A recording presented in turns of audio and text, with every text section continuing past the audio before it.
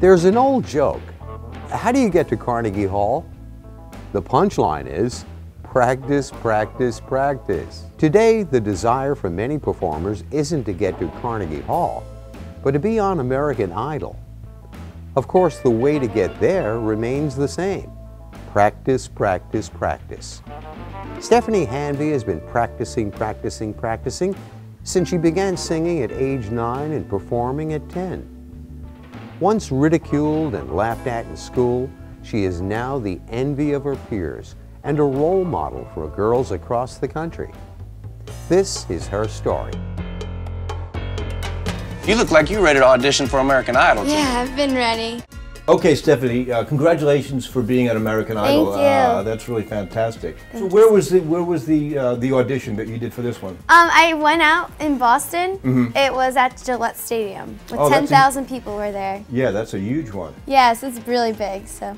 Yeah. Yes. How old were you when you started singing? I started singing at 9 years old, so I've been singing for the past 7 years now.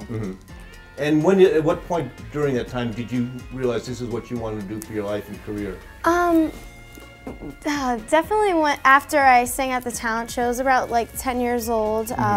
I did YouTube videos, and then Sergio George, a big producer in the Latin world, he called my mom and on YouTube, I want her to be on my project called Be Kids. And he's worked with Jennifer Lopez. He's also was the former manager of Mark Anthony. And he's like, I really need her on my project. So I did the project with him, and after that I've gotten so many calls and record albums and everything. So that's really, at 11 years old, that's really when I knew that I wanted to do this professionally. So. Talking about people who really have found you, let's talk about your latest single, yes. on a Prayer. The people you're working on that are really star makers, basically. Right. Yeah, tell us about them. Actually, Saida Garrett, she wrote Man in the Mirror. She wrote On a Prayer, and so did Barry Eastman, who has 60 platinum albums, and he's worked with the top people in the industry, and Karina Passion, who's a Grammy Award winner.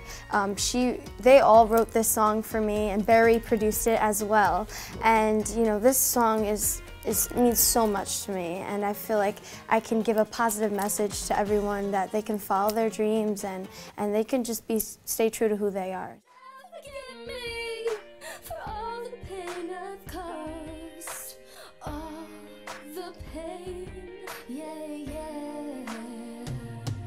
Yeah, so how did you get hooked up with them? Did they find you? Did you find them? A combination? Well, I've actually met them through Eric Neri, and he's always been my mentor on my road, and Eric is the manager for Saida as well. Right. So he told Saida about me, he told Barry about me, and Karina. I heard the message behind it, and it was so powerful that I really needed to do it. What about turning it around? You have a lot of young fans. I do. What kind of advice do you give them?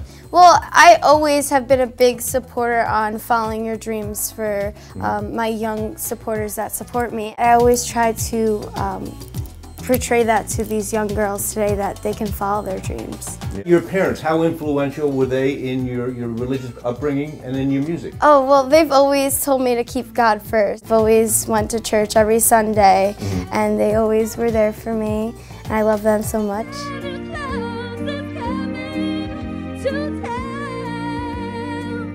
How does a Jersey girl end up singing in Brooklyn? Well, I got in touch with Craig, that's part of the network here, and he, you know, Craig is an angel by my side because, you know, he's always been there for me. Any more shows coming up? Oh yeah, I have a lot of shows coming up.